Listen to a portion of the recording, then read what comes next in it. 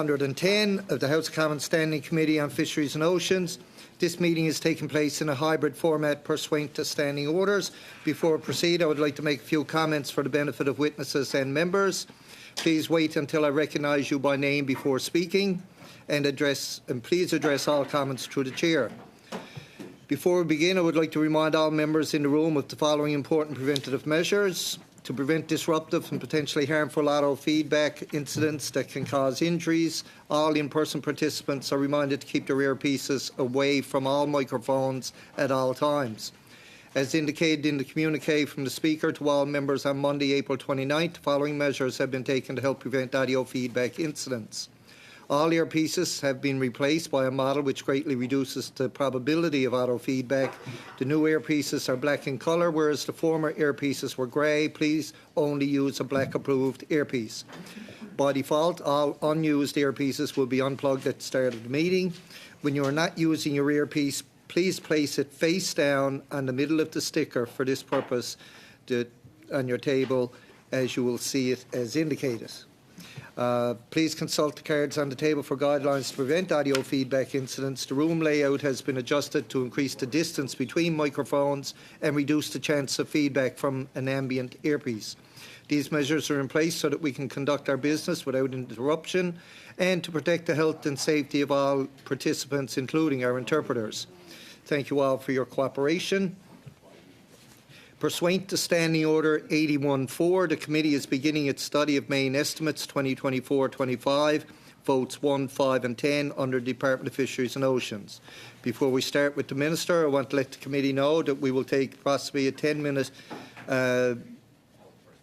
break out as such for the Minister to have a bit of a break between the 2 hours, but during that time we'll continue on and do some committee business as we go. 2 hours until 4:25. We will.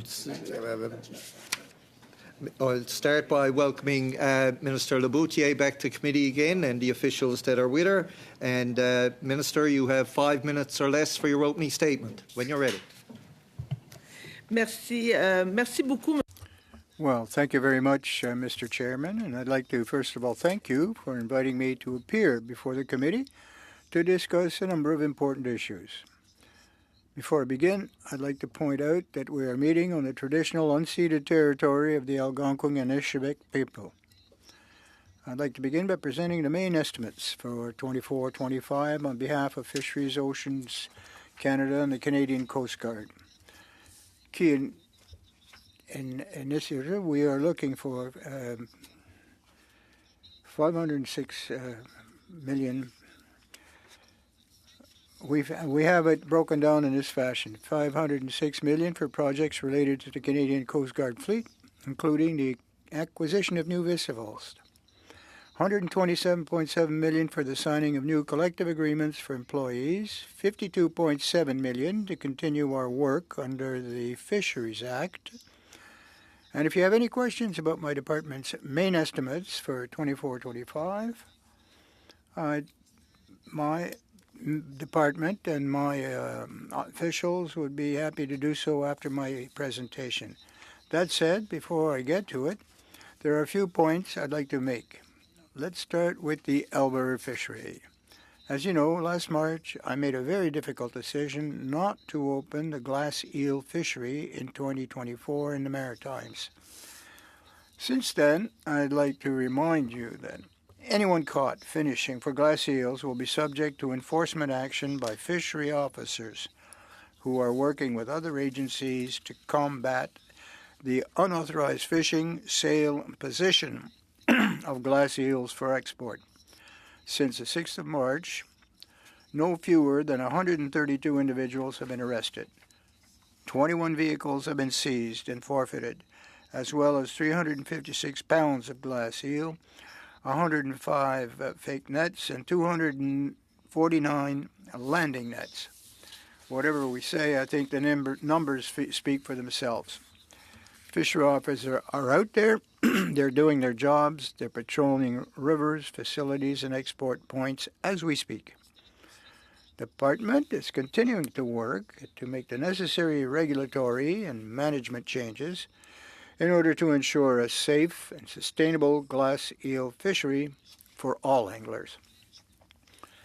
The fishery will only reopen or will not reopen until these measures are fully implemented, and we're working very hard to open the 2025 glass eel fishing season. I don't want the fishery to be closed for another year. Mr. Chair, last January I also authorized the reopening of a commercial redfish fishery in Unit 1 after a moratorium that lasted almost 3 decades. The final phase of the reopening of this fishery will last 2 years, so I'd like to take the opportunity to update you on the current status of this project. From the 4th to 7th of March, DFO held a series of productive meetings with the Rockfish Advisory Committee in Halifax. A number of important topics related to the sustainable management of this fishery were discussed during the meetings, in addition to key issues which will have impact on the next steps for this redfish sub-allocations. Feedback from the advisory committee members is currently helping to inform the decision on the Unit 1 Rockfish Management Plan for the 24 season. DFO is currently sharing its recommendations with me, and a decision will be communicated in the coming weeks prior to the opening of the rockfish season. At present, the earliest the fishery will be ready is June 15, after the annual redfish spawning season. In the meantime, since a test fishery is already underway, I have some excellent news to share with the members of this committee. In fact, as of this week, redfish caught in the St. Lawrence and processed in the Gaspésie can be found on the shelves of some 200 Metro stores in Quebec. And that's just the beginning. Now is a time for us to get together and put our shoulder to the wheel, choose redfish, put it on our plates, give it added value, and further develop the market. More recently, I tried it, and it's excellent. Also, I've had the pleasure of announcing the opening of a bait fishery, mackerel, of 470-ton personal use mackerel bait fishery. This announcement strikes the right balance between protecting the resource, equipping our fishermen with affordable bait, and obtaining recent data from the field or the sea, which can better inform future decisions on the fishery so vital to coastal communities. According to the president of the Maritime Fishers Union, we're even talking about savings of several thousands of dollars in bait for our fishermen, who will no longer have to indulge in the absurdity each season of buying the same mackerel but at much higher prices from the United States. In the medium term, DFO is firmly convinced that the Atlantic mackerel stock can rebuild, which is why I am more than ever determined to support the eventual reopening of the commercial Atlantic mackerel fishery. As you know, the Deputy Premier and Minister of Finance tabled in her latest budget on the 16th of April, and I'm delighted to see that it includes some excellent measures to support the fisheries sector, starting with a massive investment of nearly $500 million over 3 years, starting this year, to upgrade and maintain small craft harbors. As a nation with the longest coastline in the world, Canada has a duty to invest in resilient harbor infrastructures capable of meeting the climatic challenges of today and tomorrow. It's not only a question of economic development, but also of food security. Today, fish and seafood are among Canada's leading food exports. This means jobs for more than 45,000 Canadians and landings estimated at nearly $4.2 billion in 2022, and this is only for the commercial fishing industry. That's why once the 2024 budget is adopted, Fisheries and Oceans will work to identify the priorities of each region and will announce the allocation of the investment in due course. Next, on the EI front, The government plans to inject another $263.5 million, which will provide an extra 5 weeks of benefits to eligible seasonal workers in 13 economic regions in Atlantic Canada and Quebec, and this will go till 2026. As a proud representative of one of these 13 regions, I can tell you that this measure will make a huge difference for many of our workers who depend on those extra weeks to make the ends meet at the dawn of each tourist season. The 2024 budget also contains a number of investments which will help support our blue water economy.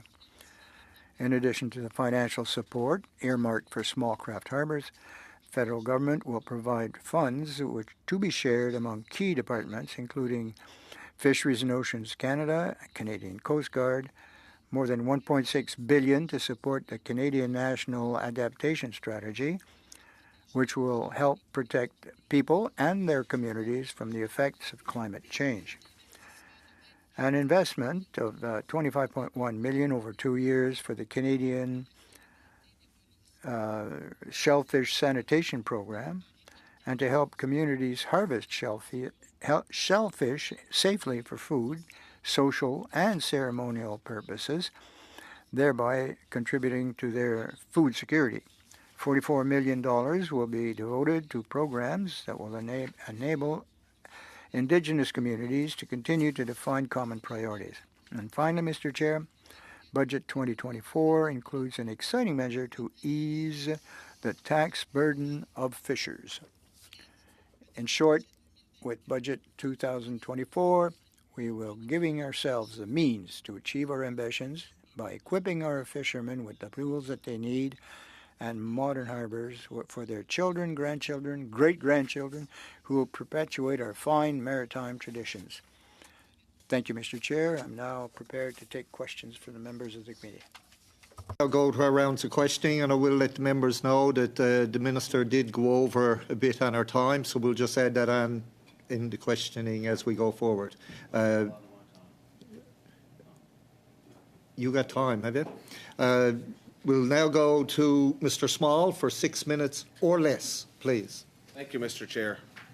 I'd like to ask the Minister, Mr. Chair, if she's the Minister responsible for all of Canada's 950 small craft harbours. Oui, je suis la ministre responsable des ports. Yes, I am in fact responsible for small craft harbors. How many projects do you have planned for the 2024-2025 season in small craft harbours across Canada? L'exercice prévu pour 2024-2025. The 24-25 fiscal year, I mentioned that first we have to adopt this budget formally in order to make the necessary investments in these small craft harbors. Publication came from the DFO's website, and it outlines 41 projects for the upcoming year. How many of these 41 projects are in Liberal-held ridings? Minister? Oui, la sous-ministre va pouvoir vous You're the répondre. Minister. You had to sign La off on all these. sous-ministre va pouvoir. The Deputy Minister will respond to that question. New of projects that for which we have money, and I think that's the list that you're referring to. As the Minister said, the new money in the budget, there needs to be an exercise to figure out the priorities for that. So These projects are outlined. These harbours are here. to start projects at the start of the year because there are things that need to be done immediately, and so that's what you're seeing. So I think, I'm not sure, 37 of the 41 projects here are in Liberal-held ridings. That's quite the percentage. Minister, there's some harbours here that I'm not familiar with. I'm not sure which riding they're in. Maybe you might be able to help me out with some of these names you might be more familiar with. Milron? Do you know which riding that's in? Ce que je tiens à vous dire, c'est que dans les priorités, What I can tell you is in the small craft harbors that I mentioned, a very important priority for all of Canada. We know that these small craft harbors have been underfunded for a number of years, and we have to have the infrastructure which is going to allow our fishers to work safely throughout Canada. Craft harbors, but I've got Milron, Point Bass. Do you know which riding that one's in? écoutez, il y a des ports pour petits bateaux sur Well, there are small craft harbors throughout Canada. These particular small craft harbors where the investment has been made, I can assure you that these are small craft harbors which are used by fishers and will help the economy. Godefroy, Grande Entrée, Gros Île, Île d'Entrée, Lance Beaufil, Pointe-à-Loup, Lance-Sabrion, Port Daniel East, Bonaventure. Where are all those ports located? Which riding, Ah, Minister? ben, je suis vraiment contente de pouvoir vous informer. Well, I'm very pleased to inform you that Gaspésie and the Madeline Islands, which survives on fisheries, they've been receiving some investments, and it's been done in my sector as well as throughout the East Coast. That's about to be added to your riding after the redistribution. Minister, 12 of the 41 projects scheduled for 2024-25 are in your riding. That's quite the percentage. For those who are missing out on funding for small craft harbors in their ports throughout Atlantic Canada and BC and the Great Lakes, what would you say to outside observers who might think that you've made partisan decisions here? Écoutez, j'ai pris des décisions pour I've taken decisions in order to ensure the benefit to fishers, to sharing of the economy throughout the area, and I'm doing it with integrity in the same fashion that I've been doing since my... Are in your riding. 29% of all the Canadian projects. Mr. Chair, point of order, please.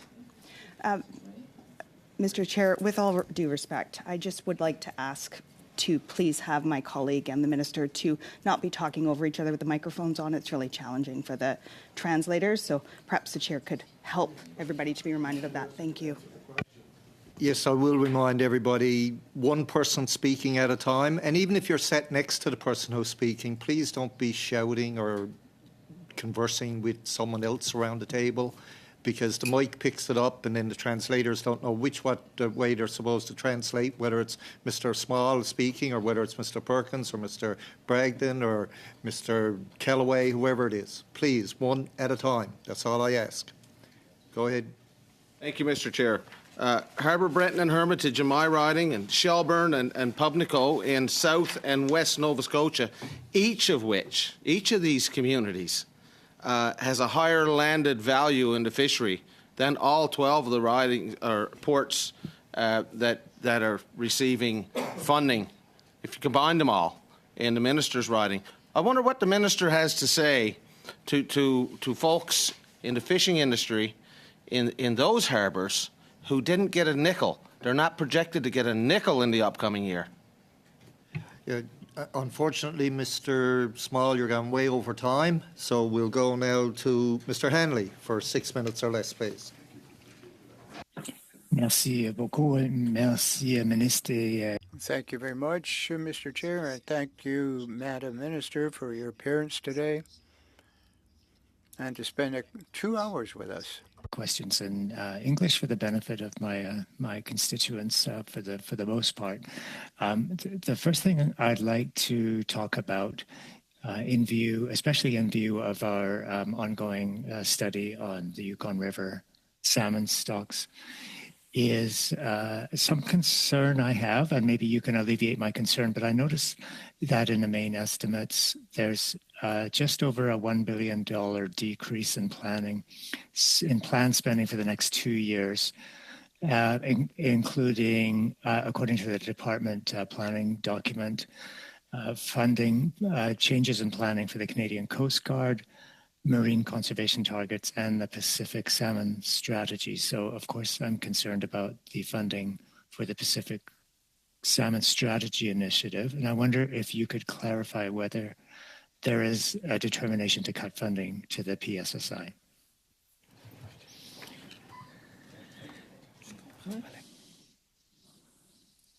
Je demanderais peut-être à M. I might I would ask Mr. Henley to repeat his question because the DM didn't hear the question. Funding and estimates for the Pacific Salmon Strategy Initiative, and if you could confirm or clarify if there's an intent to reduce funding for the PSSI. The funding for the PSSI expires at the end of 25-26. It was a 5-year program. And so what happens after that is still to be decided. So there will be an evaluation of everything that's been done and then determination on the next steps in that program and the funding levels. Right now, it was a B-based program, funding allocated over 5 years. Okay, so really when it says planned changes in funding for the Pacific Salmon Strategy, that means the current funding commitment is intact, but there'll be some consideration of future funding. Is that what I'm hearing? Yes, but I think Ms. Givens, could I ask you not to be touching the... Oh, sorry. They hear the tapping on the... Sorry. Right. Don't want to do anything to hurt the interpreters. There are also year-over-year changes in our programs where we may not spend as much as we thought in one year, and we'll reprofile it to the next year, or we may take money in one year and actually move it to an earlier year, depending on what we're seeing across the suite of programs. PSSI is a large, complex program with a lot of external partners, for example, and so we do move money across different elements and across fiscal years. Okay, thank you. And finally, on that point, and perhaps for you again, Deputy Minister, and I know I've asked this before, but just clarification on how much of the PSSI is being directed towards projects along the Yukon River, and in view of, again, we know how clear the needs are for restoration of the salmon. There is absolutely activity happening with respect to the Yukon River. I will have to return to you with an answer in writing on the specific amount. I'd really appreciate that. I've also heard, and of course, the Minister and I have discussed how pleased we are with the recent 7-year moratorium on fishing as an international agreement between Alaska and Canada. I know that my constituents have really welcomed that. They've also pointed out that this is the beginning, and that the moratorium in itself will not be enough, and we certainly are hearing our witnesses encourage continued engagement with our partners in Alaska and also at federal level in the United States. And so I wonder whether you are formally engaged with counterparts in the U.S. federal government and government of Alaska on Yukon salmon, or whether this is being considered, and whether you think more formal engagement with all stakeholders is critical to moving forward on this issue. Merci. Puis peut-être avant de passer. Thank you very much. And before allowing the Deputy Minister to respond, I also admire the work that was done by Mr. Lay in a portfolio that's very, very important. The fisheries sector, of course, it's very important to be working collaboratively so that we can save wild salmon, as well as the other indigenous species of fish in the area.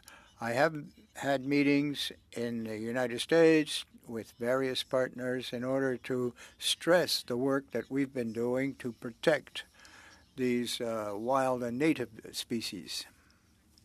That we absolutely work with the U.S. federal government and the state of Alaska. The state of Alaska has a lot of authorities with respect to salmon, but so does the U.S. Federal government, and we work with them in various venues, including the Pacific Salmon Commission, which is a very active forum for negotiations and joint work. And of course, we work intensively with Indigenous communities in the Yukon throughout BC on Pacific salmon issues as key partners. Thank you. Thank you, Mr. Hanley. You're right on time. We'll now go to, and I'll welcome Monsieur Blanchet-Janca, subbing in for Madame Debienne, who's the usual person from the block. You have 6 minutes or less, sir. Merci beaucoup, Monsieur le Président. Je salue les témoins qui sont. Thank you very much, and I thank the witnesses with us before. I'm glad to see you, Madam Minister, and we also fish redfish in Rimouski, and we do get a good taste of it, and we process it in our area. My question is on the distribution of the quotas, the sub-allocation for redfish. You indicated the tonnage that was going to be allowed, and 58% is going to high seas speeds vessels, 100 feet length. How many of them are residents of your riding? The 25,000 tons is the minimum. It's the floor. There may be more. We're going to be discussing with the Redfish or Rockfish Advisory Council, and decisions will be arrived at shortly.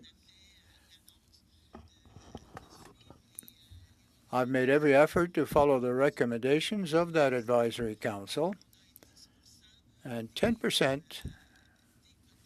of the quota will be allocated to coastal fisheries. There's another portion that is cut out for the indigenous communities, as by recommendation of the council.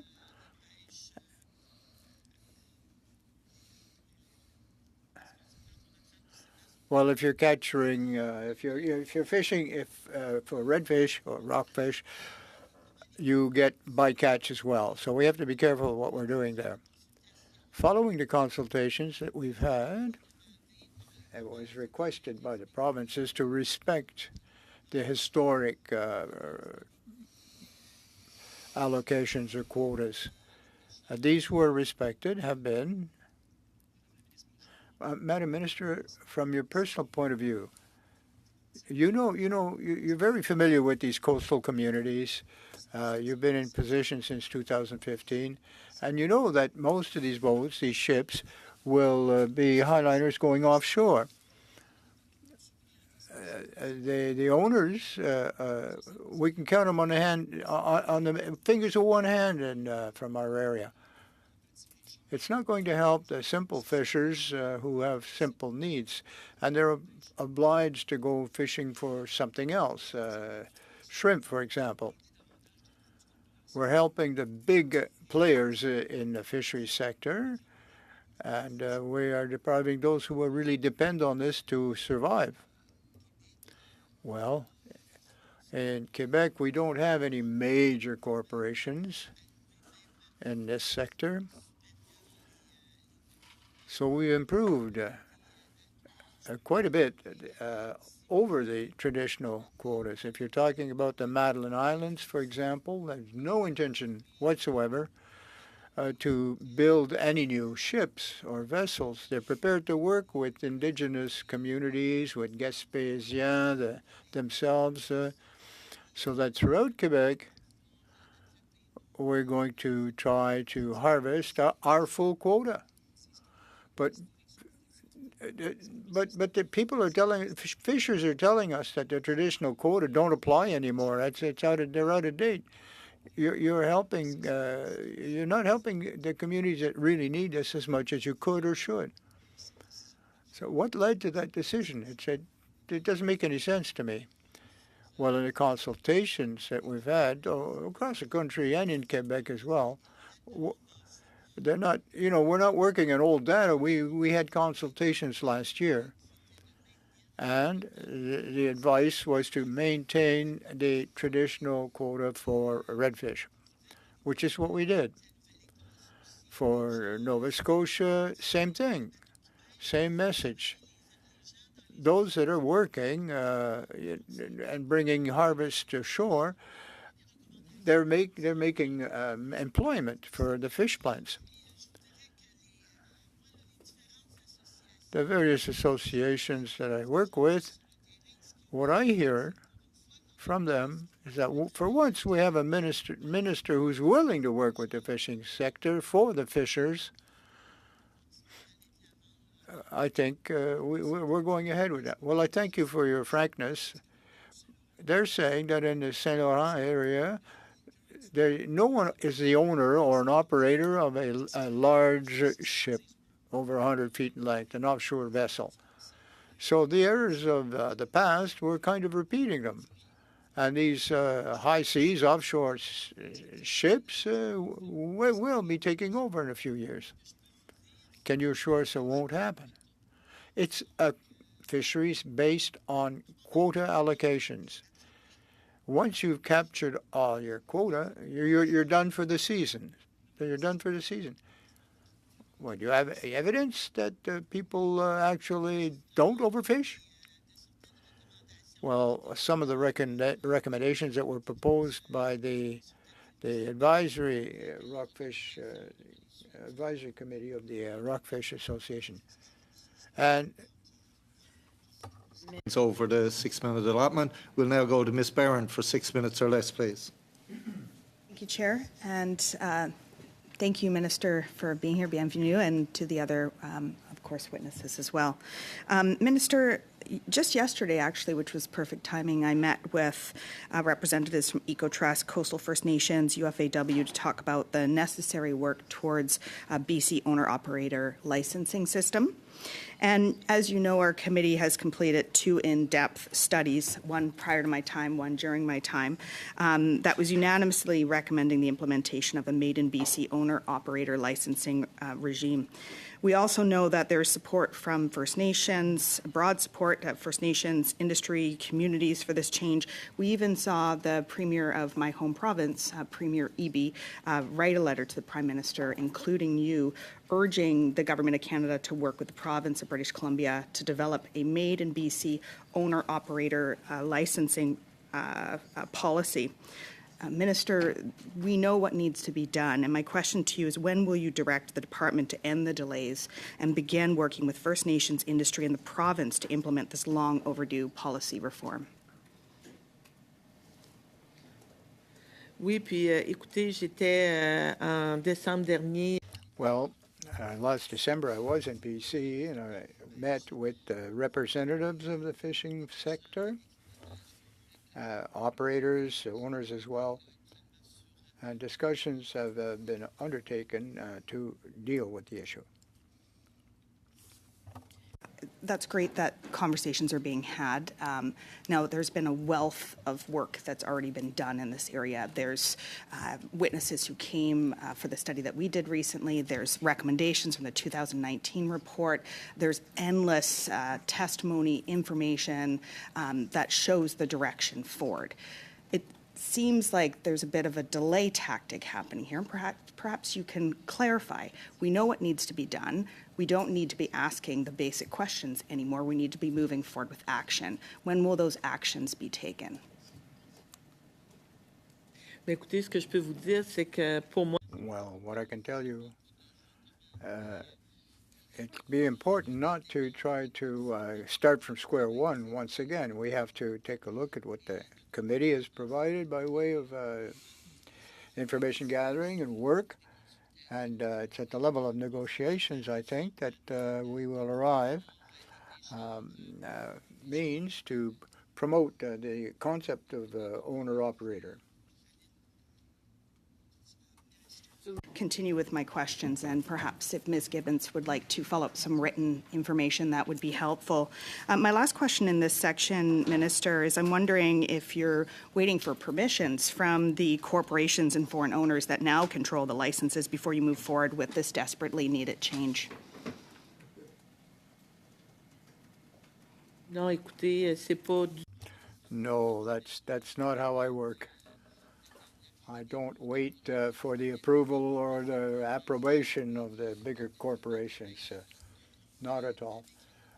I work with those who are in the industry, fishers, to make progress in the area. The diligence that you're wanting to take in making sure that you're getting it right, we know what needs to happen. So what I'm asking today, Minister, from so many who are relying on this change in the BC fisheries to be made to ensure that there is a fisheries for generations to come, that you move forward with the actions necessary and use the recommendations that have already been provided to do the work that's necessary. Je veux vraiment vous rassurer que... Well, let me reassure you that I'm working on the principle that, as I mentioned in my presentation,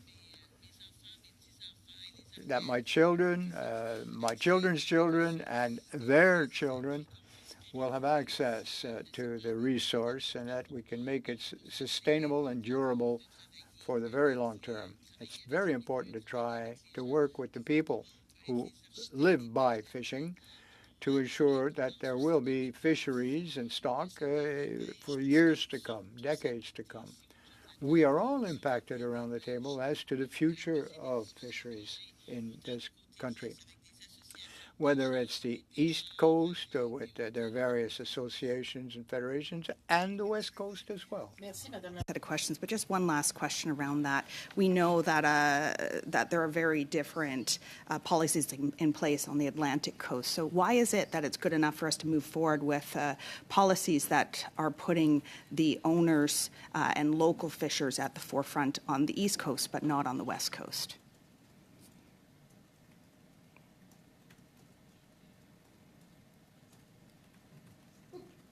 Écoutez, je m'excuse, là, c'est parce qu'il y avait une difficulté au niveau de la traduction. Okay, I was waiting on the translation. In order to,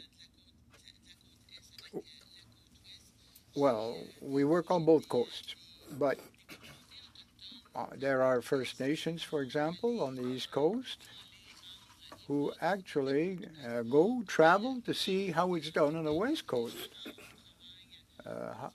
Methodology, aquaculture.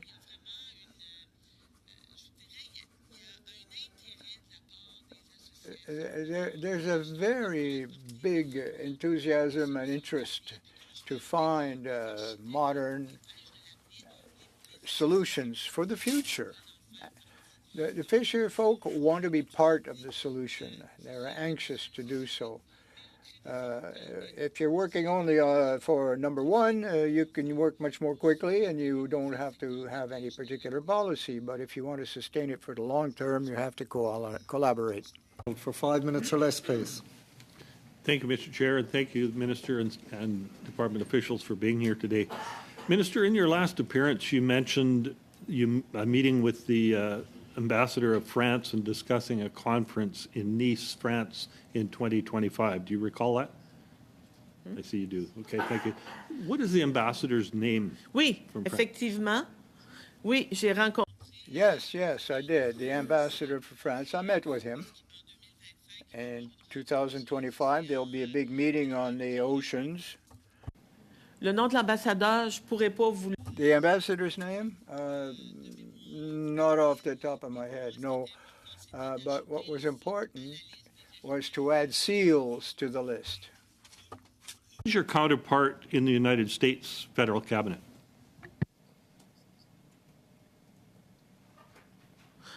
Au niveau des noms, je pourrais pas vous le dire.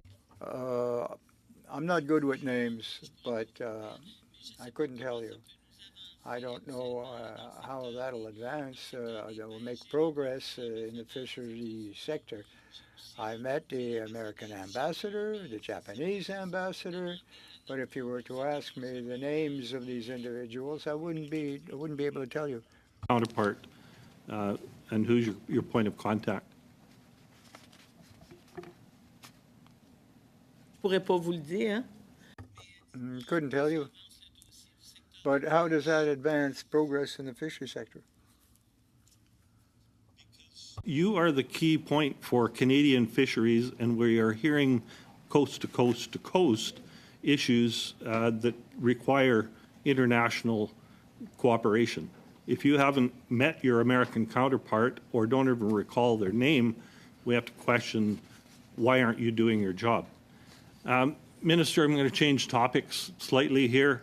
Of the $4.7 billion proposed for DFO in the main estimates for this year, how many dollars will support commercial fishing license and quota reform in British Columbia that this committee has repeatedly recommended changes to?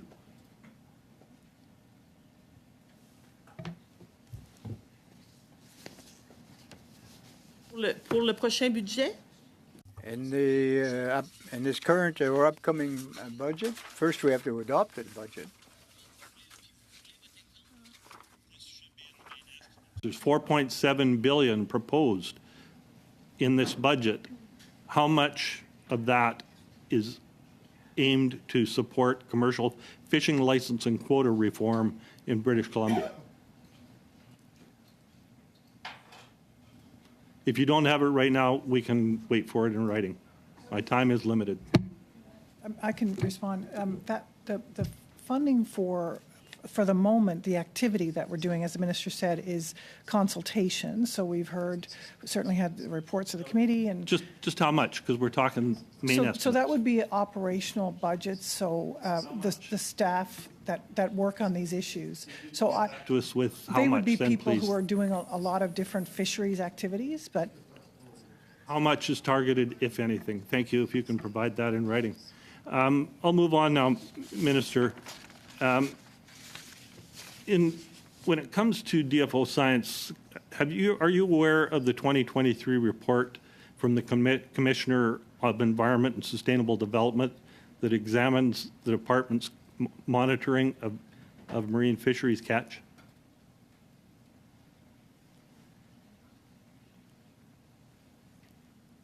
Écoutez, ce que je peux vous dire, c'est que dans les rencontres que j'ai eues avec les différents... In the meetings that I've had with the various associations, there's always discussions and concerns about the warming of the climate and whether it's for herring or mackerel. Fisheries catch. The report on monitoring fisheries catch. Not climate change, not anything else, the monitoring of fisheries catch. Are you familiar with that report? Oui. Yes. Thank you. In that report, the Commissioner made it clear that your department, continues to fail to monitor fisheries catch, and this causes a data gap for DFO science processes. Your own response to the committee's pinniped report states that there are science gaps for pinniped management. I cannot recall a single witness, Indigenous or non-Indigenous, who was not a DFO official, who has told this committee that DFO has adequate science. Minister, you previously told this committee that since coming to power, the government has rebuilt the confidence in science. Can you tell us who outside of DFO has confidence in DFO science? I'm going to have to ask for that to come in writing, Mr. Arnold, as we're going over time. We'll now go to Mr. Cormier, who's online for 5 minutes or less, please. Merci, Monsieur le Président. Thank you, Chair. Welcome, Madam Minister. I would have liked to be with you in person today, but I can't. I almost fell off my chair when I heard the Conservatives talk about small craft harbors. And that have been so neglected under their regime.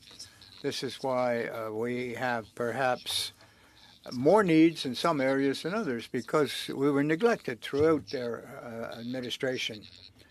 Now, the Conservatives are going to be opposed to this budget, but the Bloc Québécois was going to vote against some of these items on small craft harbors. What can we do? What more can we do with these investments?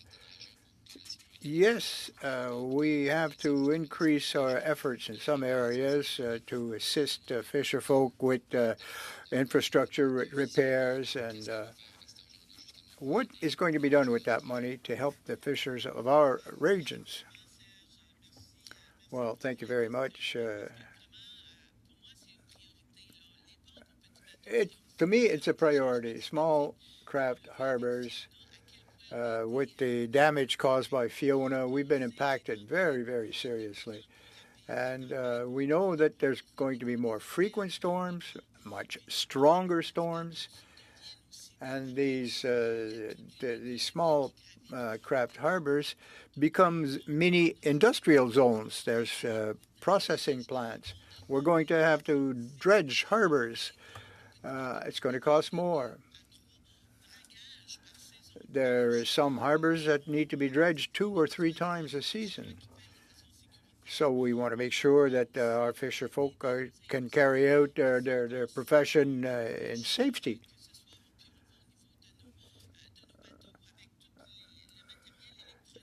We see that aboard any ship today, there's all sorts of technical equipment and gear, and this is very expensive. This is an economic issue there. Therefore, we have to work with the fishers, their port authority people as well, the administrators of these small craft harbors. We have to do better. We have to do more of investing in the small craft harbors in order to allow that part of the fishing economy is viable. No, it's not only the general economy, it's also jobs and proper living for small communities. Direct economy, but there's a lot of spin-off from these investments. Well, thank you very much, Madam Minister. The fisher folk in my area in 2017 and 19, the increases were allowing them to do some supplementary projects, and we hope to get some more of that. A further question. I know that your questions have just asked you or mentioned seals. We know that there's a complete imbalance wherever we find seal and in the fisheries. We have to diminish the seal population and bring back a decent ratio. But I don't think there'll be a single association that will say, go ahead, let's slaughter some seals. That's what we want to do. No one is going to tell us that because there's dangers on the market. We might lose other valuable markets because we are, in fact, culling seals. What's your vision on this? Where are we going with initiatives or projects in the seal harvest? Well, I can tell you that a lot of work has been done in communities, particularly indigenous communities who have taken the leadership in terms of seals and the economy of seals. It's not a matter of simply culling them, but we have to add value to the product, not just kill them off. And it's going to be very important to work with everything that we have in hand, including artificial intelligence and all the digital tools that we can handle. We want to have predictability of what is going on under the waves, in the sea. A lot is being done right now. And how we hope to intend that the fishing grounds have been very much appreciated by the sector. Work is being done to go to 2.0, or version 2.0, if you will, not the beta, with the technology. whether we're talking about bycatch or quotas, we're trying to get a better predictability model of landings, harvest, because fish eat fish. And if we want to ensure the sustainability for the long term and allow, you have to allow enough for each species to survive, but we need to have the commercial value fish first. Junka, for 2.5 minutes or less, please. Merci beaucoup, Monsieur le Président. Je vais... Thank you very much, Mr. Chair. Madam Minister, do you know that if you give 60% of the quota, we're talking redfish here, you're encouraging large corporations rather than smaller people in shrimp, for example, who have been abandoned. They need some support. Well, what I'm trying to get across is that coastal communities, coastal fishers, 10% has been guaranteed, set aside, cut out for indigenous fishermen. And it's a quota-based fishery. So you're entitled to catch the maximum of whatever you have as a quota. And this provides jobs in the processing plants locally. First, the fish, they have to ensure the ships, but mostly it's sort of processing lines there in the larger plants. But it's a smaller fishermen, the smaller boats. 70% of the quota is going to offshore large vessels. You're supposed to be working for the population and the fishermen in a region, not the corporations. We're setting aside quota for coastal fishing and indigenous communities. The high seas, the offshore fleets are people who live with us too. We're going to develop the entirety of the fishery. So you favor the larger corporations, Roger, the artisanal craft.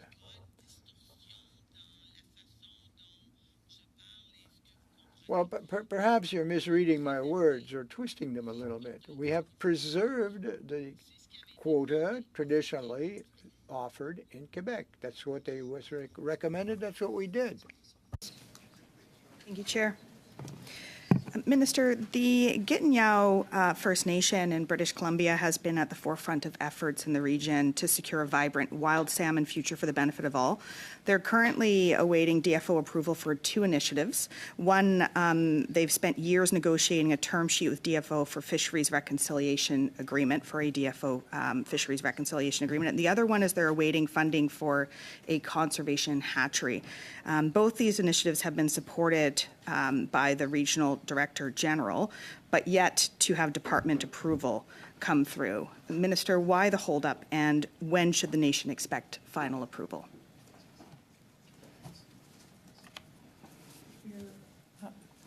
I'm reluctant to touch it now. We have been negotiating with the Gitineau for some time now, and we expect to be in a position to advance in those negotiations very shortly. Yeah. Thank you, Ms. Gibbons. Minister, DFO's Go Scare Fund ended on March the 31st, as you know, and groups who rely on this funding are extremely worried about the fact that no new funding has been allocated in Budget 2024. Can you clarify, has any new funding been allocated, and if not, when will it be? Le fonds pour les engins fantômes a été... Well, these ghost ships, the fund for the ghost ships has been very important. There's a lot of work that's being done in that matter. What's important, I think, is to ensure that we have a proper analysis of these particular ships, these phantom ships, and how we'll be able to, and the gear as well. We're trying to see if we can recuperate that stuff as well, so that we can salvage whatever we can find at seabed. It's part of the work that's being carried out over the next phases of the project. It's good enough to understand. I realize it's not. So is the funding cut? Will we see funding? Just to clarify, will we see funding being allocated to the Ghost Care Fund?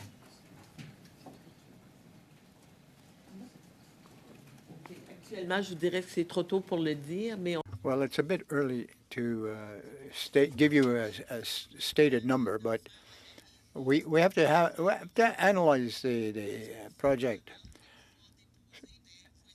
And when we're prepared to receive requests or submissions, we're going to say, well, this is what our analysis has showed us, and this is what we think we should be doing. We'd like to know how we can involve fisher folk to participate. Don't forget that they all have a share in the responsibility of the good management of a fishery.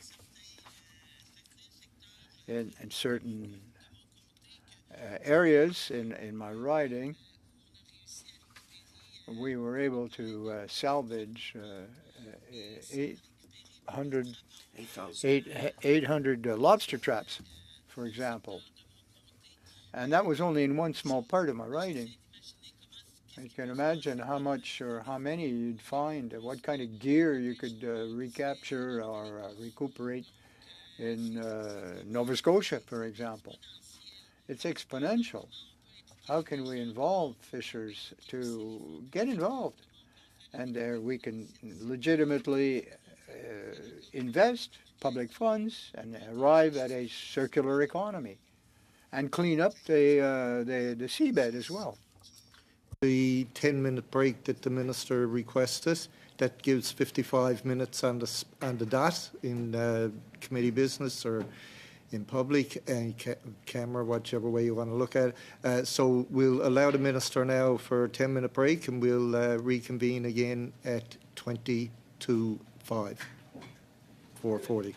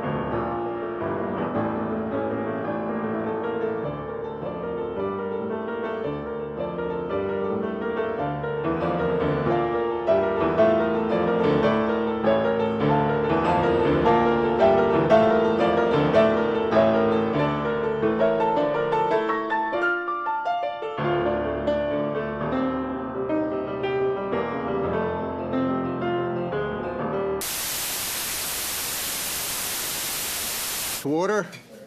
We'll start off with our second round, I guess we'll call it.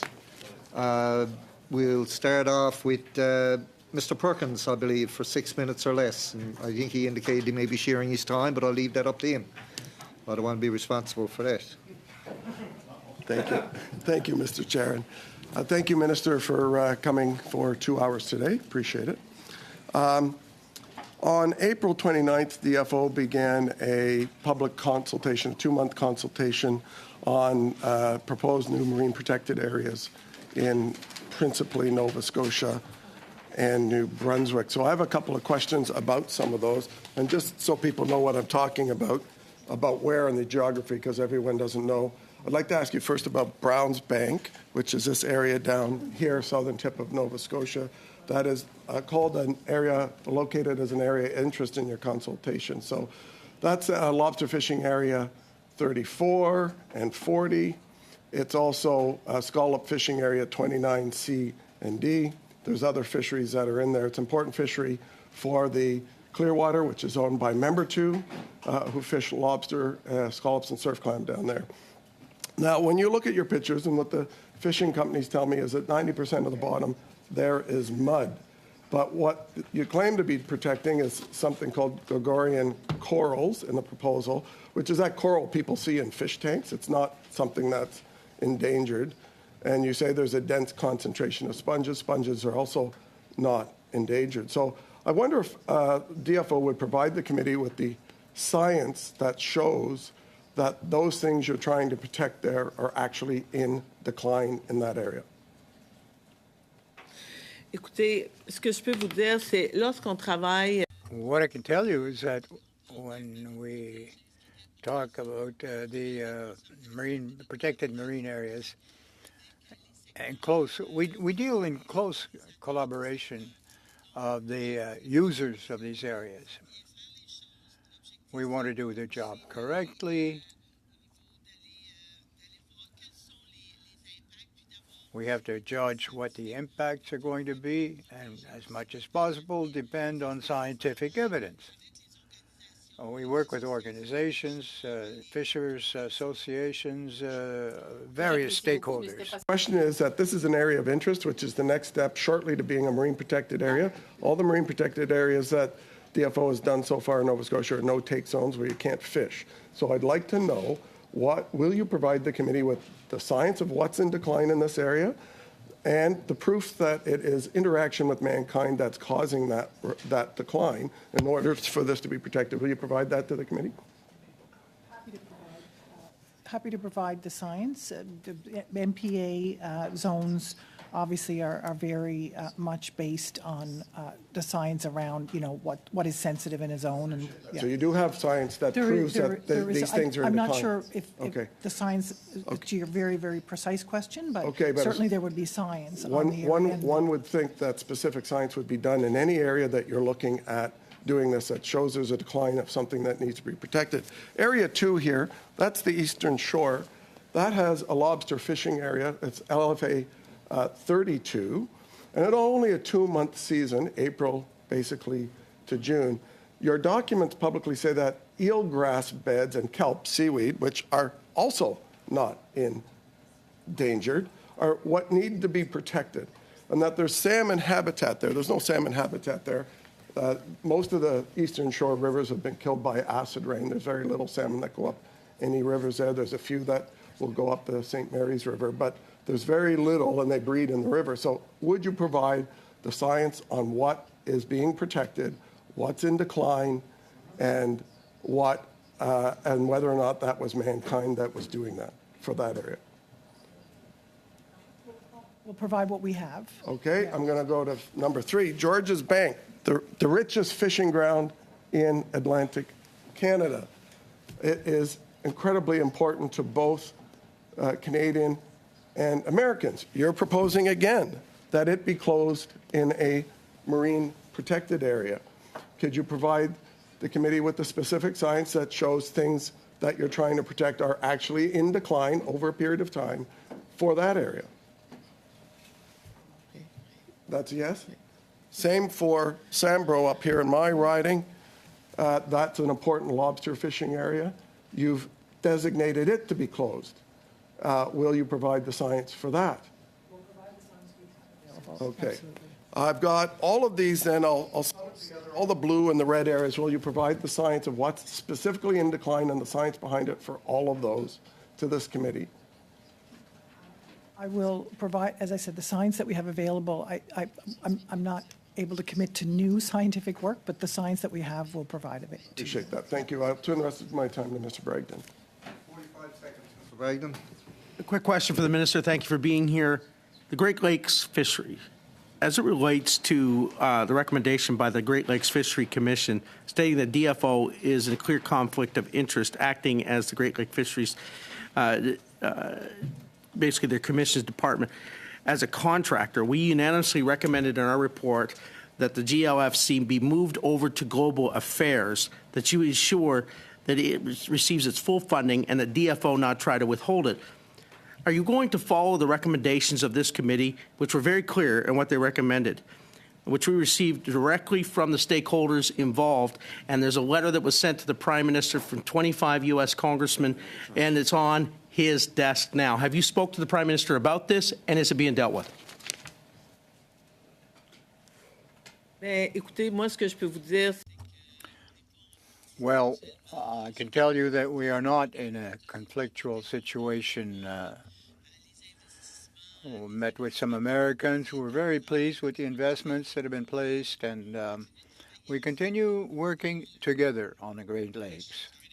Spoke to the Prime Minister. Mr. Bragdon, your time has gone way over. We'll now go to Mr. Kellaway for 6 minutes or less, please.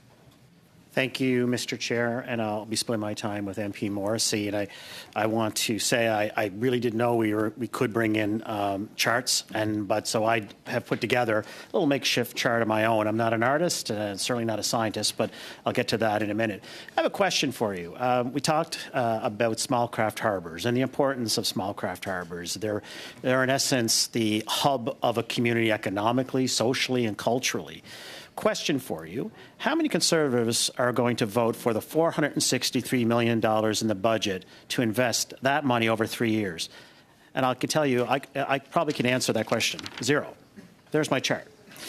I want to go back to a really important item in relation to my neck of the woods. And I think this would apply to a lot of coastal areas. In the Gulf, the temperature of the Gulf in the last 15 years, I believe, has increased by 2 degrees, which is having right now tremendous impact on coastal communities, fishers, the economy writ large. The previous government had a different stance on science, and they did reduce their budgets on science and whatnot. How much do you think that's put us back in terms of having the science to be able to protect the ecosystem? And then I'll hand off to Mr. Morrissey. Thank you. merci beaucoup pour les questions. Puis Well, thank you for these questions. And I think that if the Conservative Party and the Bloc Québécois don't want to vote for the budgets for the small craft harbors, well, it just means that it's not that important for them or to them. But for people who have these coastal communities, it's very important. There's significant work to be done by scientific means and analysis on the matter of the warming waters of the Gulf of St. Lawrence. Very important for fishing. We saw it this winter. Very little ice coverage. The ice disappeared quite quickly, and for these foraging, whether it's capelin, herring, capelin, mackerel, who feed on other, they prey on other fish, so they run a risk because the other species are not there. So we got to depoliticize. We have to work together for the protection of these fisheries for the long term, for the future. This is why we should have marine areas, marine parks. Those are the nurseries. Those are the spawning grounds for these species to allow them to prosper and grow. Who would have the idea of going to fish during a spawn? Nobody does that. Nobody gets up in the morning and says, "Now, what can we do to make life insupportable to our fishers?" But it does make it very hard to bear who depend on fishing. We have to work together for the future. 5 minutes. Thank you, Chair.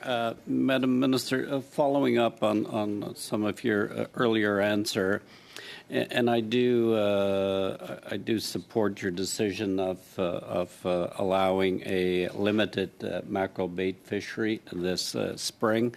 Could you explain to the committee the importance, as you see it, of having input from commercial fishers? From their perspective on how they view stocks when you are faced with making decisions, that the department provides you with data where you have to make the ultimate decision, but the importance of having a perspective from commercial fishers.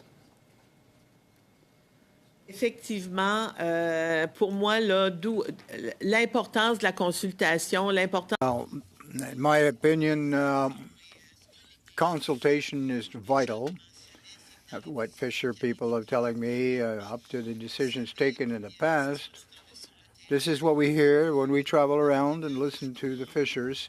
There was a moratorium Canada-wide for mackerel fishing, but on the States they continued to have the mackerel fishery, but it's the same waters.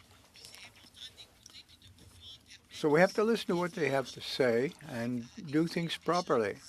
If the fishers were saying, "Well, look, we see mackerel. Well, they're available, and we could use them. They're necessary for bait fish." The ordinary guy has to go get it at $1.95 a pound, and it's important. It's lobster, crab, same thing.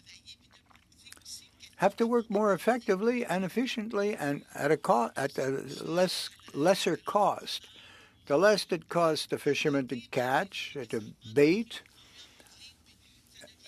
the more expensive it becomes, the more expensive the catch.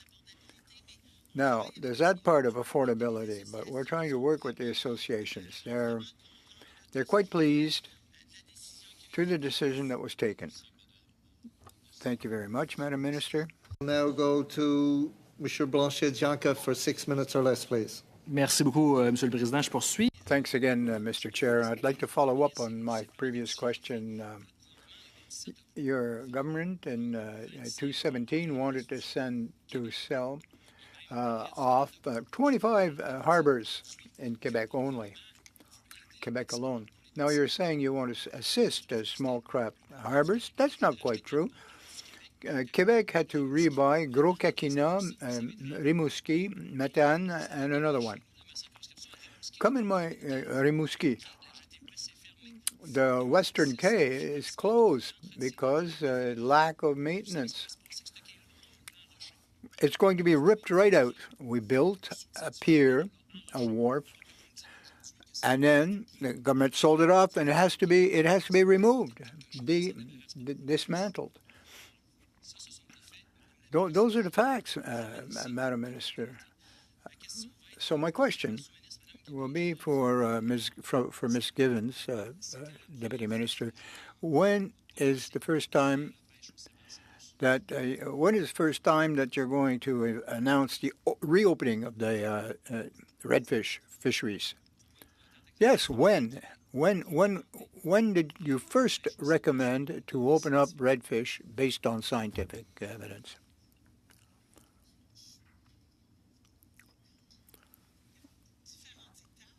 Well, it was phased in. The decision takes a bit of time to develop and a plan to do it. You have to do the data, the science. You have to do the analyses. No, I'm not looking at process. I'd like to know what that. If you don't know what the date is, just tell us and go to your journals and tell us. And well, there were different steps, and it's been closed fishery for a long time.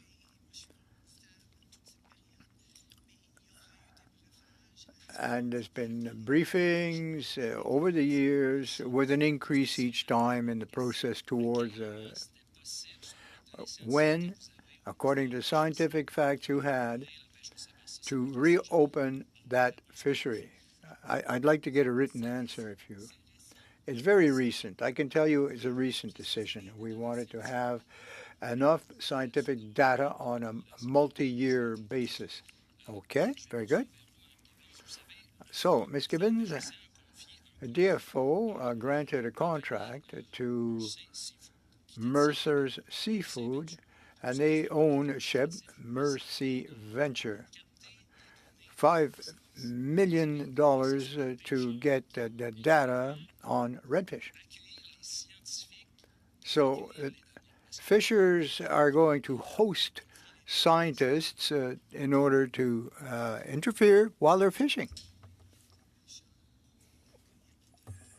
Well, we have to depend on fisher folk for these data. We have to know how much catch is going on and everything else. And it's not on every ship that we have a scientist. We're trying to establish perhaps other partnerships with the industry, within the industry, to become to enable the gathering of data. Well, what advantages does the federal government see on that? We're actually depending on getting the evidence from those people who are benefiting from not having it. No, but we get it when we're on board a ship, a vessel.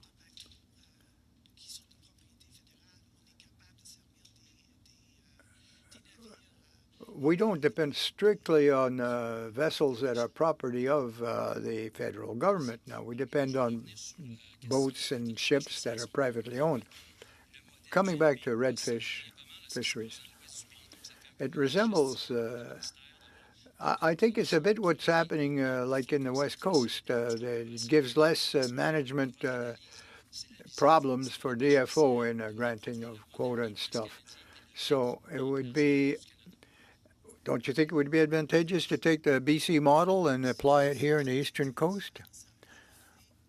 The fisheries are so terribly different on the West Coast. The evolution, the progress, the transformation.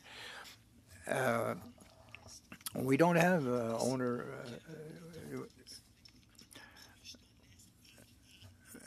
owner fishers, if you will.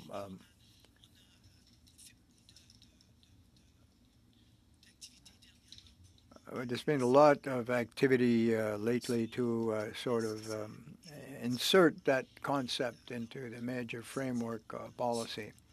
We received requests from certain parties. It's quite complicated because some are against and some are for it, like on the West Coast. Some want to have an owner fisher, owner operator rather. It's not everybody that's looking for that as a model. No, I agree with you. I'm asking you the question for that very purpose. But if 60% of the quotas are going to the larger operators, it's a lot like what's going on in the West. Quick question. Any scientific analysis on bycatch for redfish with the quotas that will be go mostly to offshore larger vessels? There's a lot of discussion going on with the advisory committee right now because there are various species involved here. There's confidential information? No, we can share that with you, with the discussions that we're having, and which fisheries are being prioritized, and the management methodology that we intend to use to limit to the possible bycatch. Mr. Les, please. Thank you, Chair. To my colleague, I would like to acknowledge that that map was very well done. now that the chair is setting precedents that we're allowed to bring props, I'm looking forward to the many items I'd like to bring to FOPO. I'm thinking perhaps some video footage of the damages done by open net fish farms to the surrounding marine ecosystems as one example. But that's for another day. Moving on to the minister. Minister, I stood up in the chamber.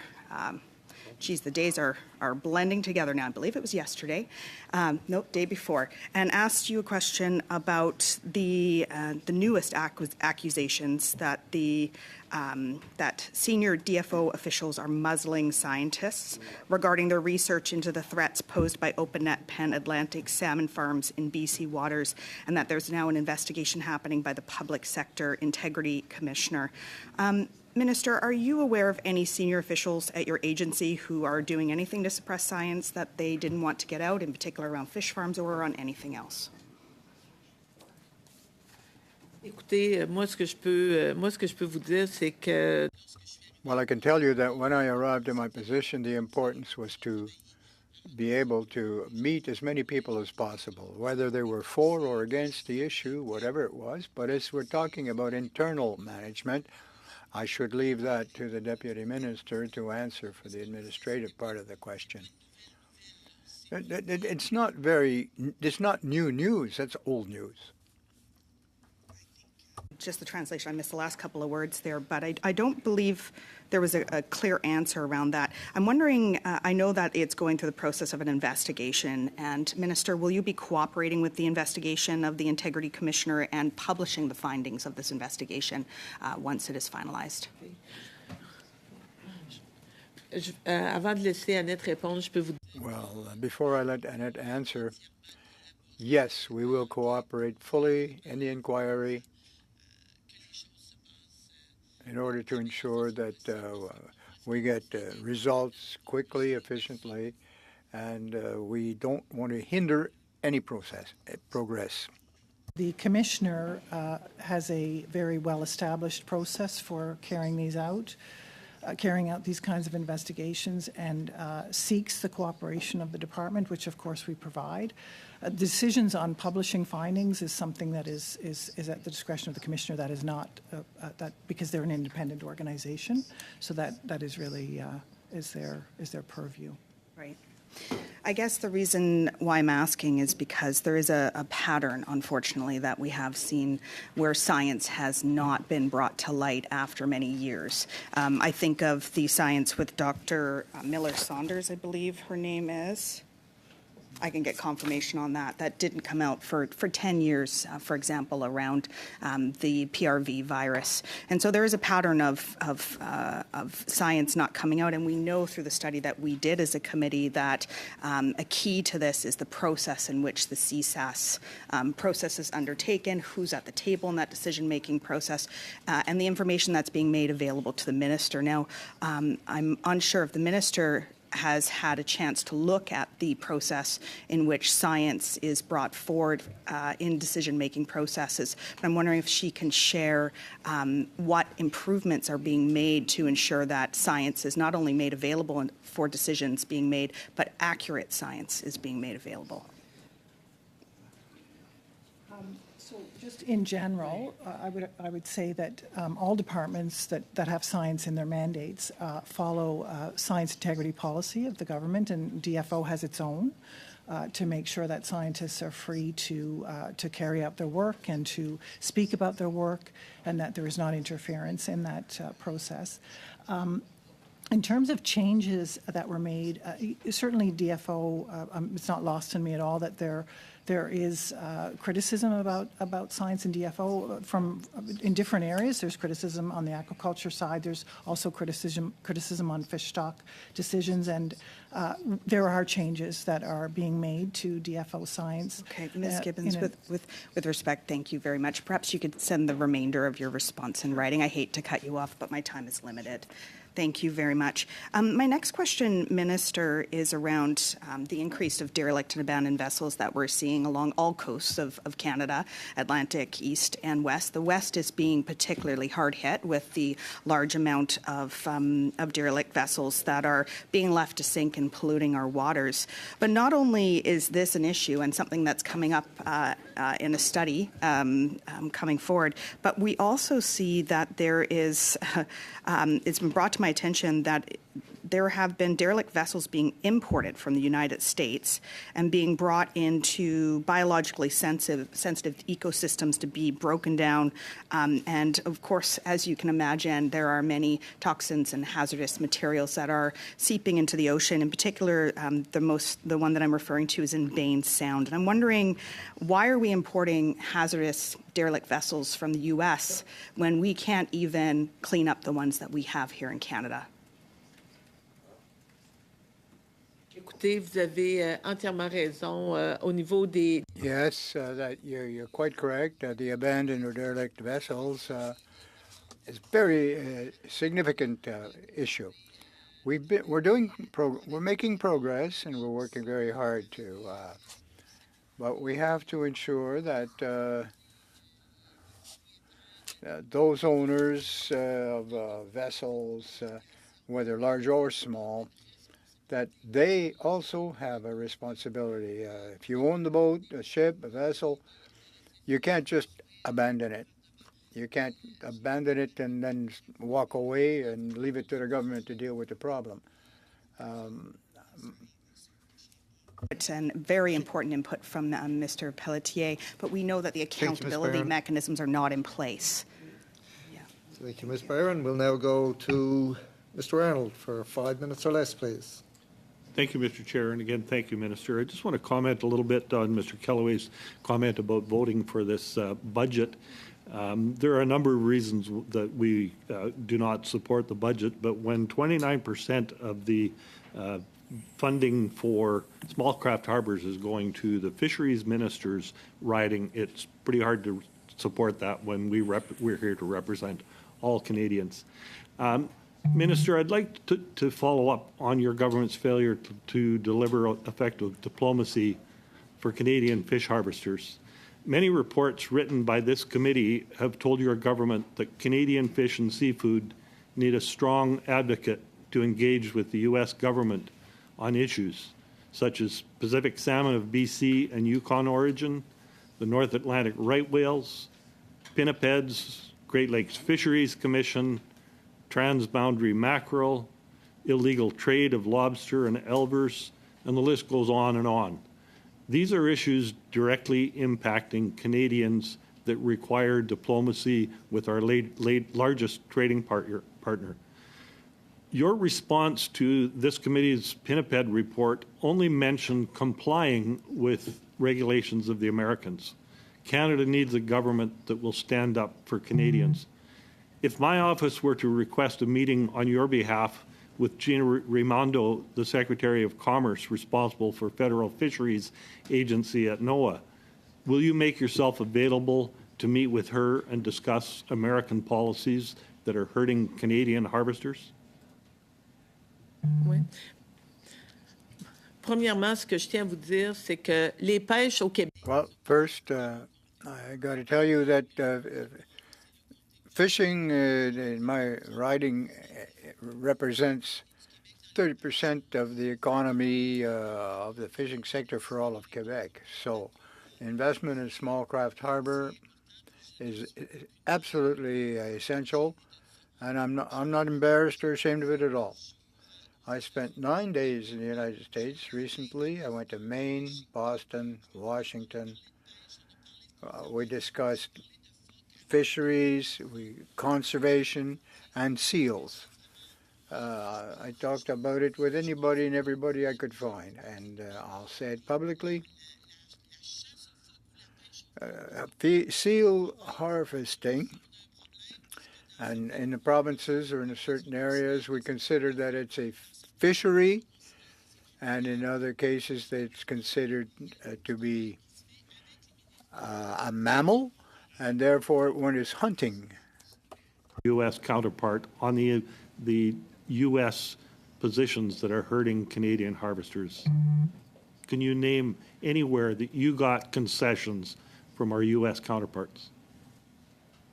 Je peux vous dire que le travail The work has begun. Our agents in the DFO are working very hard. We continue to build and create a stronger relationship. Je ne pose pas de questions sur votre ministère, mais... Perkins, thank you. Thank you, Mr. Chair, and thank you, Minister. I guess that's a no to Mr. Arnold's question. Two quick questions. First one, this committee passed a resolution asking if you would open the Elver season this year before it's too late. Will you? Yes or no? cette année, non. See, because you've chosen to close it not for conservation reasons, but because of the department's inability to enforce the law, will you compensate the legal license holders for the living that you took away from them, the 1,100 harvesters that you've thrown out of work, not for conservation, but because you couldn't do your job? Écoutez, je suis... Well, listen, I traveled to Maine to meet those who fish in that area to see what their expertise is. What should be done to protect the resource? Little time. And the 1,100 harvesters in Canada you put out of work. Yes or no, will you compensate them for putting them out of work? Écoutez, we closed it for conservation purposes and stayed closed because of traceability issues, and it was the right decision to take.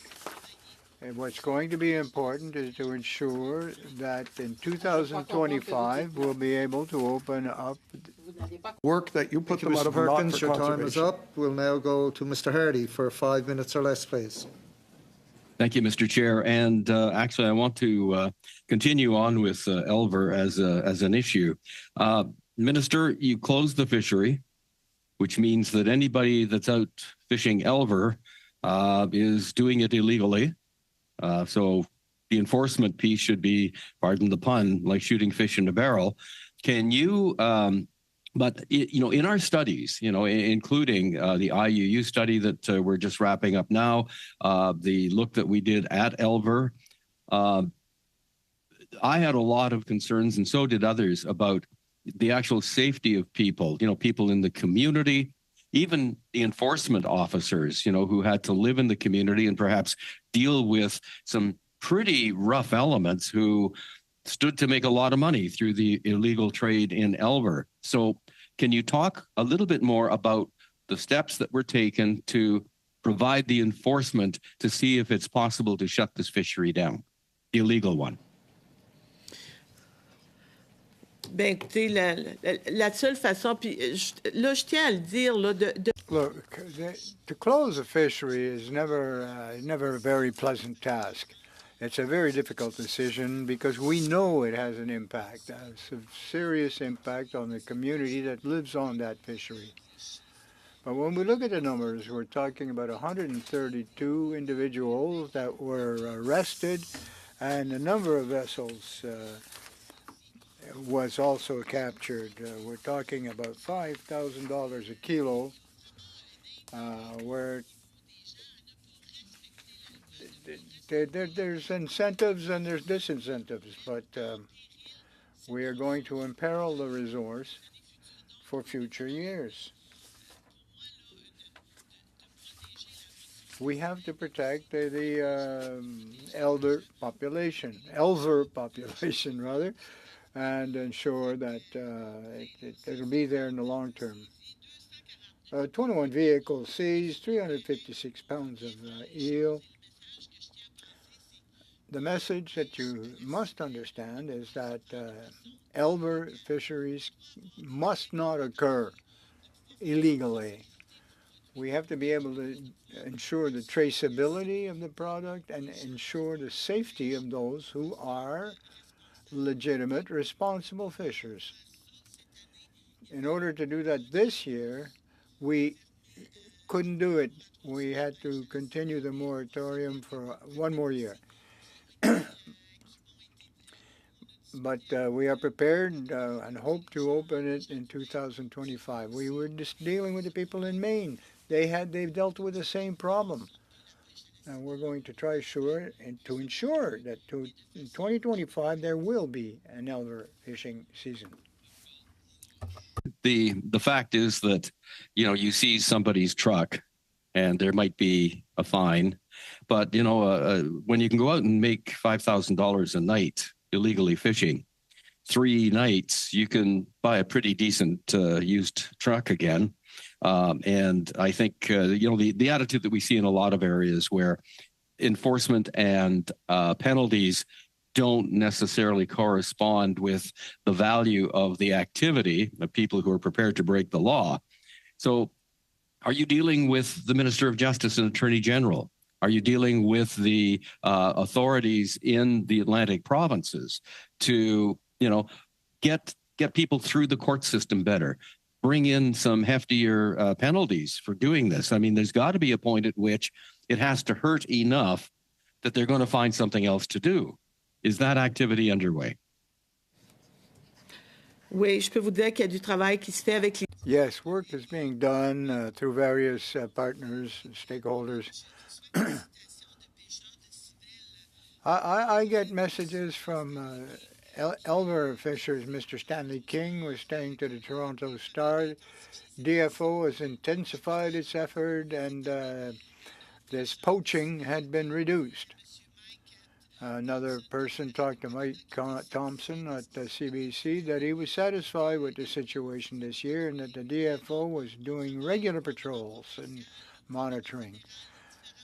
Various departments, the federal department, my department, we all want a fishery that's going to be sustainable and for the long term and done in an ecologically responsible fashion.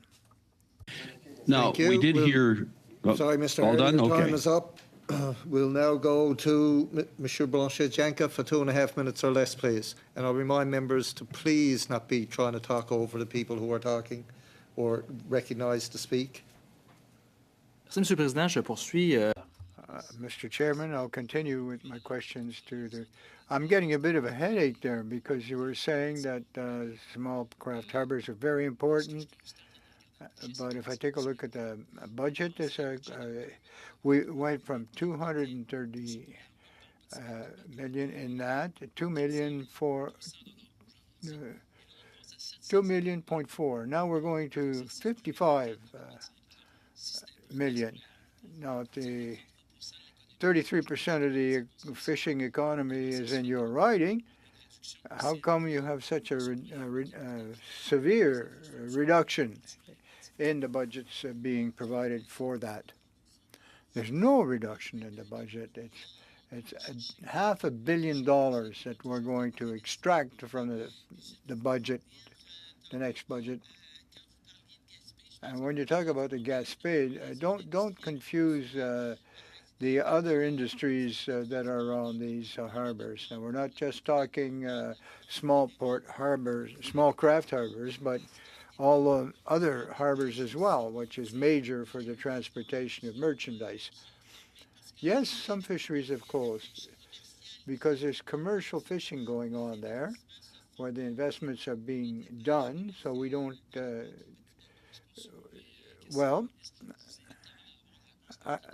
I'd like to get a written response from your department because this was published by, I got this at the library, parliamentary library, and I think that it wouldn't be published if it wouldn't be accurate. And it says here, there's a reduction of 750,000 that was done from one budget to the next.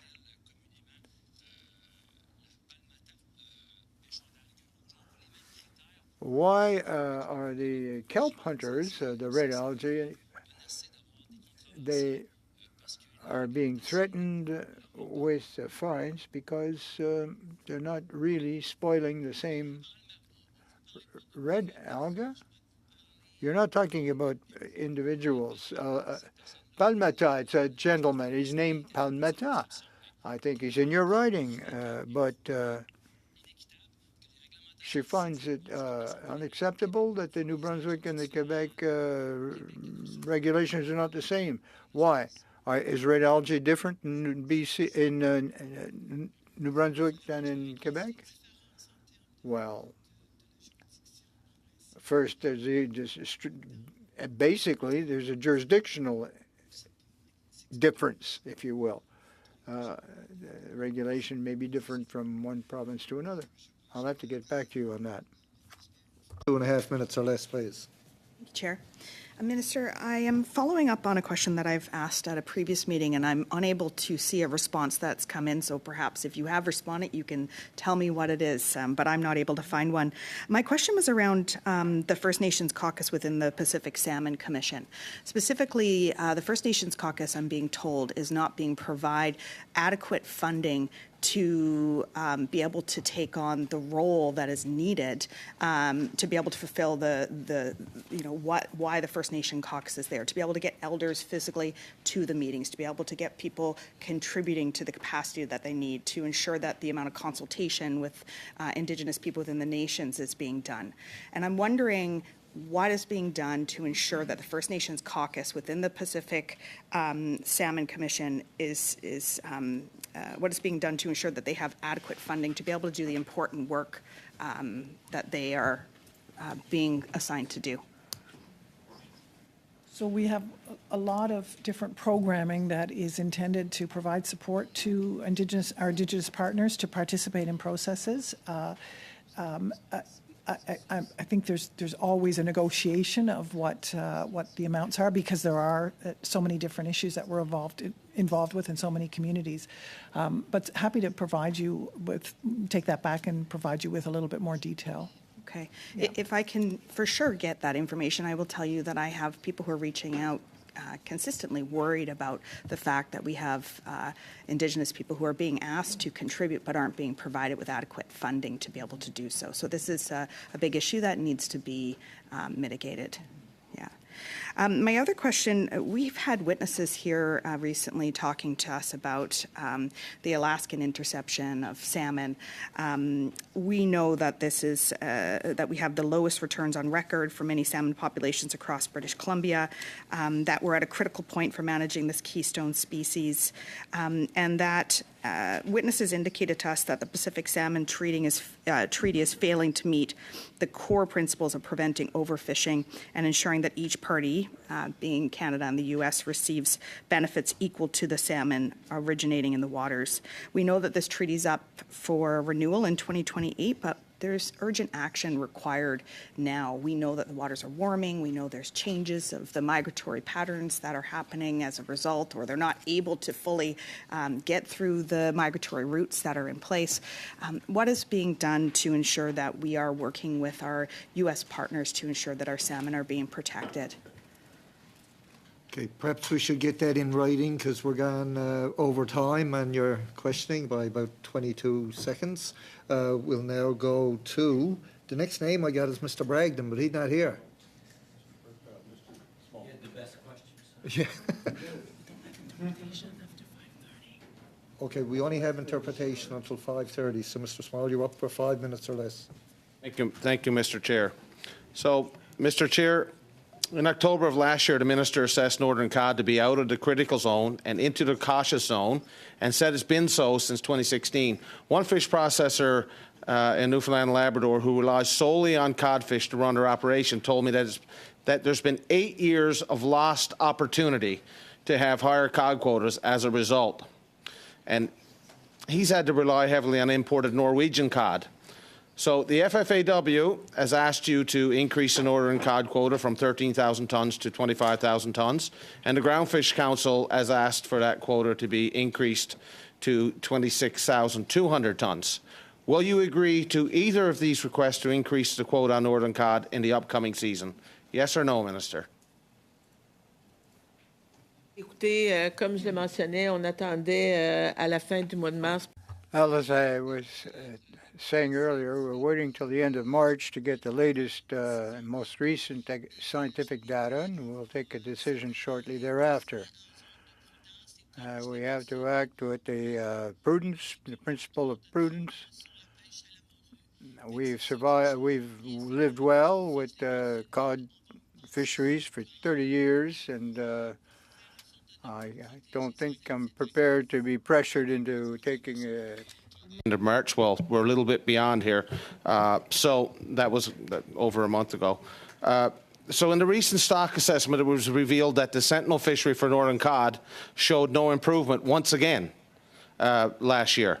But you rely on data from the Sentinel fishery, and according to an order paper question that I received an answer to, the data from the stewardship fishery wasn't even analysed for 4 years. Yet you took this Sentinel data, and I wonder if you've ever, has it ever been questioned by your department why the same fisherman goes out and gets 20 fish out of a net on Monday and then goes out on Tuesday. So 20 fish in the Sentinel fishery on Monday, and then on Tuesday gets 300 out of the same net.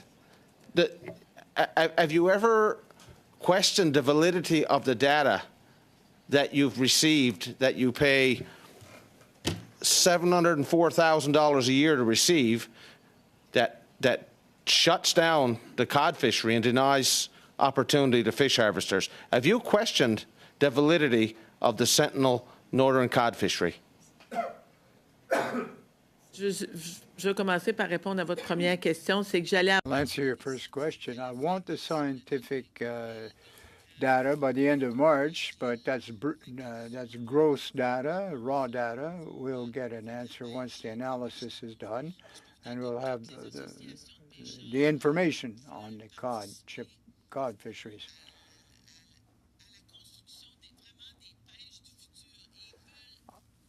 Our fishermen want to work in order to build a fishery for the long term.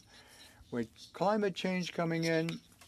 But will you question why there's zero improvement in the data that comes in from the Sentinel fishery, which you pay $700,000 a year to receive? Will you question why that data is not improving while the stewardship fishery has seen its per unit catch data go through the roof?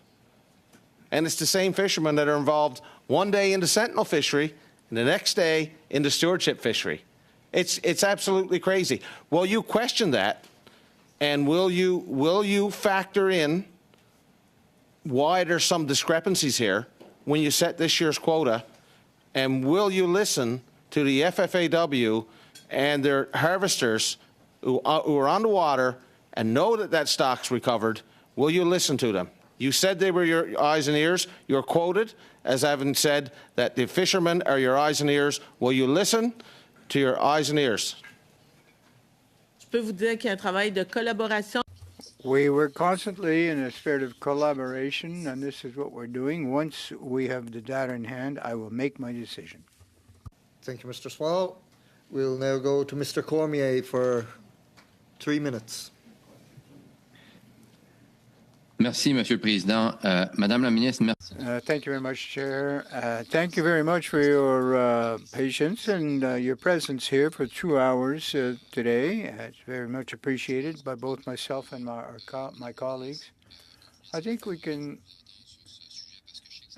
conclude, and I'd like to give you the floor so you can complete, that the fisheries have changed a lot in the last few years. The resources and biomass is in danger.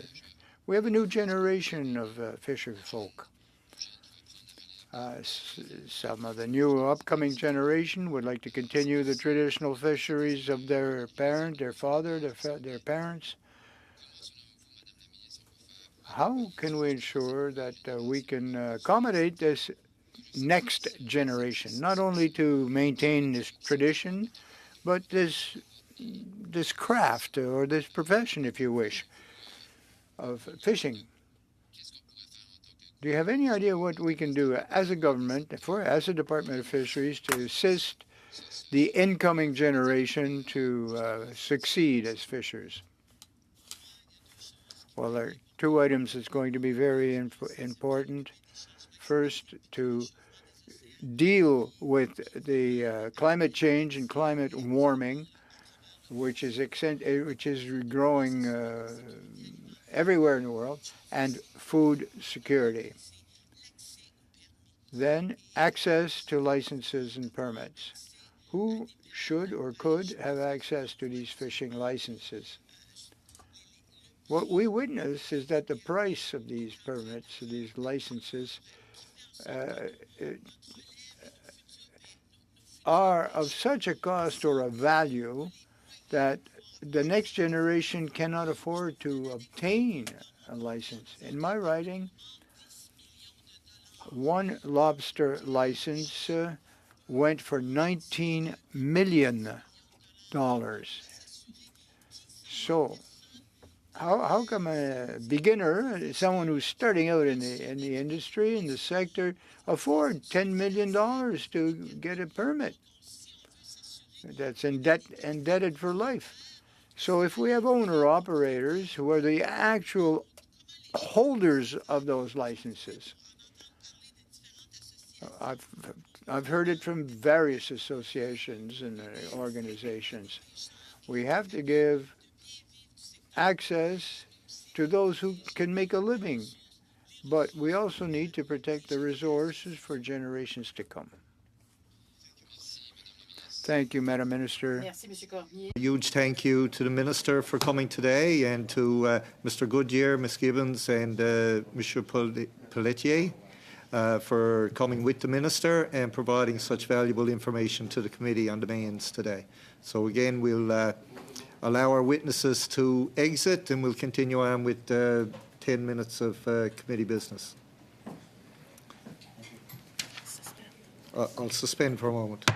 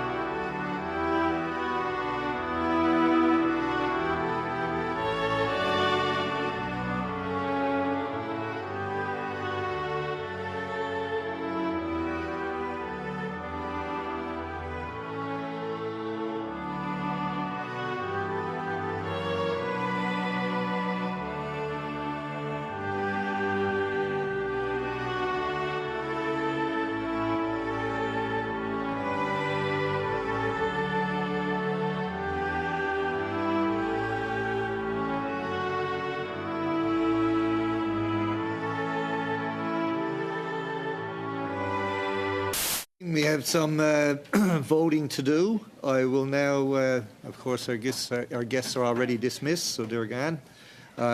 In all, we have 3 votes to refer to the committee in the main estimates. Unless any objection, I will seek unanimous consent of the committee to group the votes together for a decision. Is there unanimous consent to proceed this way, or do each one separately? Group them, okay.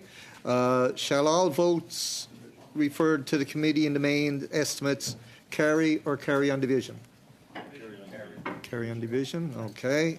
Shall I report the votes back to the House? If we division, okay. Okay, I haven't got to go through these ones now, do I? Okay. The other thing is We are now in committee ability to discuss supplementary budget for the Elver study that was distributed earlier today. Is it the will of the committee to adopt the budget in the amount of $18,000? Agreed? Okay, done. As well, our next meeting on May 21st, we will welcome Ms. Sylvia Lapointe and the Atlantic Groundfish Council for the first hour on the study of redfish quotas set by DFO, and then we will resume the review of version 1 of IUU. Mr. Kellaway. Yes, are we complete? We finished on this piece? Yep. I'd like to move a motion. Okay. I move that the Standing Committee of Fisheries and Oceans acknowledges the importance of the Charter of Rights and Freedoms to protecting the right of fish harvesters to protest government decisions with which they disagree, and calls on the Leader of the official opposition to publicly rule out the use of the notwithstanding clause to limit protests by both commercial and Indigenous fish harvesters. Furthermore, the committee shall report its opinion to the House. And it's going, the motion is going around in official languages. And if I could make some quick points, if possible. I know our time is limited. So, Mr. Chair, I just want to take a couple of moments to discuss the motion on the table and explain to the committee why it's so very important that we have this discussion. Over the last 2 weeks, we've seen the Leader of the Opposition openly attack the Charter of Rights and Freedoms. The very document that protects Canada's fundamental rights is under assault by not just the Leader of Opposition, by every member of the caucus, Conservative caucus, who refuses to stand up to do the right thing. The Charter is not just a piece of paper. It's not a meaningless piece, the document that can be picked over by the government of the day, any government of the day, to choose which fundamental rights are less important than others. It's not a food menu, and I think it's been said, it's not a buffet of a Charter of Rights and Freedoms. The Charter is also directly related to the work we do on fisheries and oceans. There's not a person around this table, especially from Atlantic Canada, who doesn't understand the fundamental right to protest is regularly exercised. Almost as tradition, fish harvesters and their families to express deep disappointment at times with governments of all colours. The Conservative Party, their leader and their members around this table are threatening that right. Even if they protest and say they won't, how are we truly to know what's in the heart of their leader? How are we truly to know what they would accept or not accept? We've seen already that the Leader of the Opposition is willing to say different things in front of different groups of people. We've seen that he's willing to do anything for the taste of power. It is abundantly clear, Mr. Speaker, that we have a challenge here. And I want to say that the challenge, and I think the opportunities for the Conservative colleagues have a choice. They can vote to support this motion and make it clear that the overriding the rights of protesters is unacceptable, or they can choose to support a leader who demonstrates time and time again that he does not care and he'll do anything to win. They need to ask themselves clearly, Mr. Chair. They need to ask clearly, is a man who is willing to do anything or say anything to win power truly going to be stopped by the Charter of Rights if he disagrees with it? If squashing protests means keeping on gaining power, do you think he won't? Point of order. Yeah, I note that we've gone beyond the allotted time for this committee as the member reads his PMO talking points. We agreed at the beginning that we would have 10 or 15 minutes at the end. Well, we have a, 5:30. I didn't hear a unanimous consent for that. Oh, that was, we discussed Well, that. Yeah. Do committee business at the end.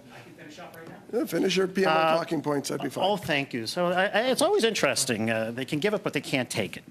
My Conservative colleagues can vote in favour of this motion and send a clear signal to their leadership that treating the Charter of Rights and Freedoms like a menu is totally unacceptable. Or they can vote against it or filibuster the motion and show Canadians which side of fundamental rights and freedoms they're truly on. In conclusion, I believe it's critically important that this committee adopt this motion, make its voice heard on what is an issue that aims at the heart of some fundamental rights in Canada. Thank you. We have 6 minutes. Mr. Arnold, you had your hand up. Motion to adjourn. Daddy put it in. Motion to adjourn, which is... Have you guys ever read the Charter, Section 33? Come on. Not debatable. It's go right to a vote, right? It's such the internet too. Such a weak. Hey, we got a motion on the floor to vote for. Motion to adjourn. I'll ask the clerk to record the vote. Monsieur Cormier. Non. Mr. Miao. Mr. Hardy. No. Mr. Kellaway. No. Mr. Morrissey. Mr. Arnold. Yes. Mr. Carrick. Yes. Mr. Perkins. Absolutely. Mr. Small. Yes. Monsieur Blanchette-Jonca.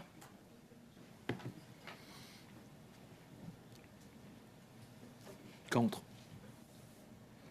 Ms. Barron. I didn't know this was coming, but I think I'm not going to vote in favor for us to stop this debate. This is important. Thank you. So, 5-5, 7-4. 7-4. 7 against. 7 Against. against. Yeah. So, Quarter to is as late as I can go. Mr. Arnold, We'll Mr. get you the Curry, mission and flight. Mr. Let's go to Perkins. midnight. I'm not going till midnight. I didn't go to midnight last night. What are you afraid of?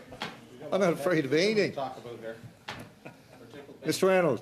I believe Mr. Carrick is up. Okay, Mr. Currick.